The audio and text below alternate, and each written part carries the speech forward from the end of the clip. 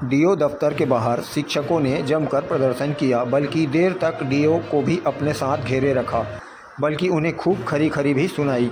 इधर शिक्षकों के प्रदर्शन के चलते पुलिस ने भी सुरक्षा के पर्याप्त इंतजाम किए थे, किंतु शिक्षक किसी तरह डीओ दफ्तर पहुंच ही गए। पुलिस की तैयारी फिलहाल काम नहीं आई। दरअसल आपको बता दें कि बुधवार की दोपहर शिक्षक साझा मंच की ओर से यह प्रदर्शन किया गया था, जिसमें शिक्षकों ने डीओ पर विभिन्न आरोप भी लगाए।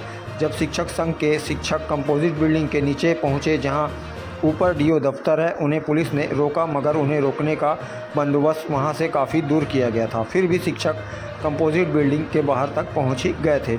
शिक्षकों के द्वारा करीब 2 घंटे तक वहां पर प्रदर्शन किया गया और डीओ को मौके में बुलाने की मांग करने लगे। काफ़ी देर बाद डीओ वहां आए।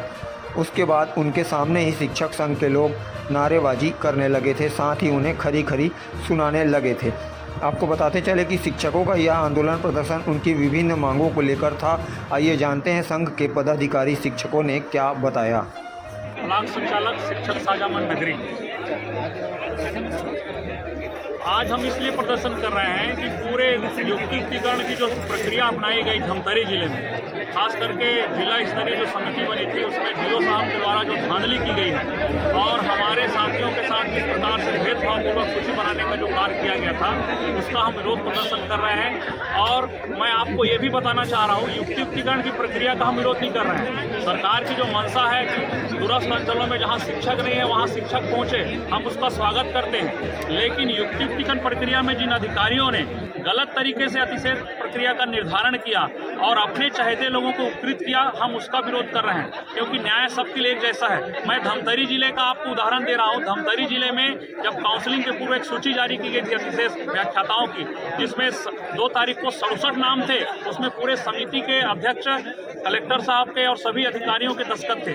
लेकिन जिस दिन काउंसलिंग हुआ उस दिन जब नया सूची जारी हुआ, उसमें डीओ साहब के द्वारा उसमें से 20 लोगों का नाम हटा दिया गया। ये सूची उसी का है। तो हम ये जानना चाहते हैं कि आखिर 20 लोगों का किस कारण से आपने युक्तिकरण प्रक्रिया को सूची से हटा दिए? रातों रात ऐसी क्या बात हो गई? ऐसे कौन सा नियम आ गए जिसके कारण से आपने धमतरी जिले की सूची में गड़बड़ी कर दिए और जो लोग पात्र थे उनको अपात्र घोषित कर दिया और जिनको अपात्रता थी उनको आपने पात्र घोषित कर दिया? हम इसका विरोध करते हैं। नगरीय विकास खंड का मैं एक मामला बताना चाहूंगा।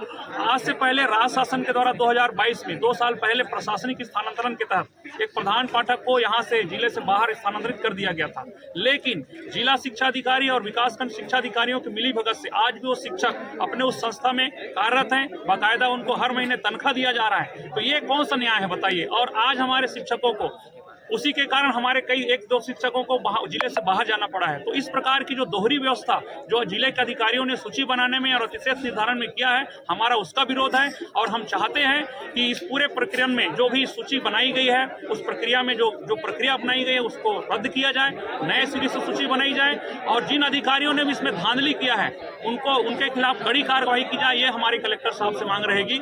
और हम चाहते हैं, आज हमारा जो विरोध प्रदर्शन हो रहा है उसमें हमारे बहुत सारे साथी जिनको संभाग से बाहर कर दिया गया है, उनको वेतन भी देना बंद कर दिया गया है, क्योंकि जबकि न्यायालय के आदेश लेकर के आए हैं। न्यायालय ने स्पष्ट कहा है कि जो भी न्यायालयीन पकड़ है उनके साथ इस तरह का व्यवहार न किया जाए। उसके बाद भी डीओ साहब और उनके अधिकारी जबरदस्ती पूर्वक उनको यहाँ से बाहर किया जा रहा है, उनके एलपीसी जारी कर रहे हैं। हम इसका विरोध करते हैं और हमारी साझा मंच की ओर से मांग है कि पूरी सूची में जो भी धांधली जिला प्रशासन के द्वारा किया गया है उसकी वो जांच करें और जांच करके जिन अधिकारियों के पास दोषारोपण होता है उनके खिलाफ कार्रवाई की जाए। ये हमारी मांग है।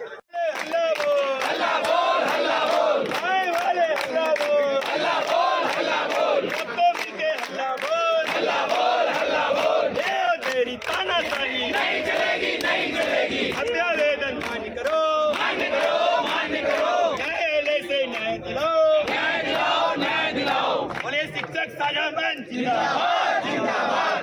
हम अन्याय नहीं सहन करेंगे।